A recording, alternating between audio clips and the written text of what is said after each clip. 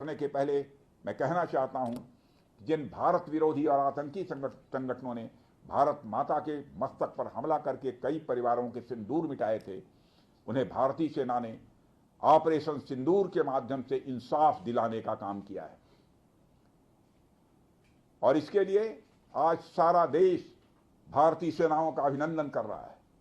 Operation सिंदूर सिर्फ एक सैन्य कार्रवाई भर नहीं है, बल्कि भारत की राजनैतिक, सामाजिक और सामरिक इच्छा शक्ति का प्रतीक है।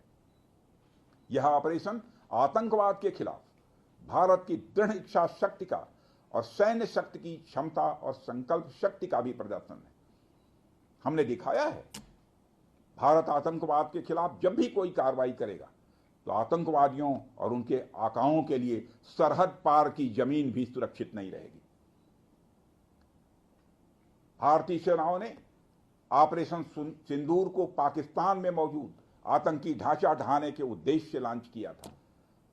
हमने उनके आम नागरिकों को कभी निशाना नहीं बनाया था, मगर पाकिस्तान ने न केवल भारत के नागरिक इलाकों को निशाना बनाया, बल्कि मंदिर, गुरुद्वारा, गिरजाघर पर भी हमले करने का प्रयास किया।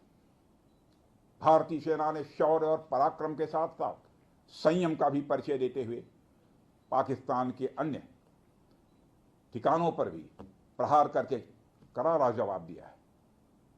हमने केवल सीमा से सटे सैन्य ठिकानों पर ही नहीं कार्रवाई की, बल्कि भारत की सेनाओं की धमक उस रावलपिंडी तक सुनी गई जहां पाकिस्तानी फौज का हेडक्वार्टर मौजूद है। मित्रों, भारत में आतंकवादी घटनाएं करने और कराने का क्या अंजाम होता है, यह पूरे विश्व ने उरी की घटना के बाद देखा, जब हमारी सेना ने पाकिस्तान में घुसकर सर्जिकल स्ट्राइक की। पुलवामा के बाद देखा, जब बालाकोट पर एयर स्ट्राइक की गई। और अब पहलगाम की घटना के बाद दुनिया देख रही है कि जब भारत ने पाकिस्तान के भीतर घुसकर मल्टीपल स्ट्राइक्स की हैं।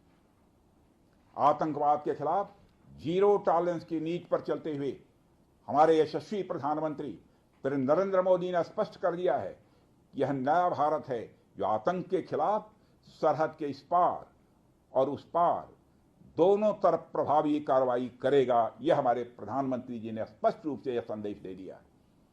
मैं एक बार फिर से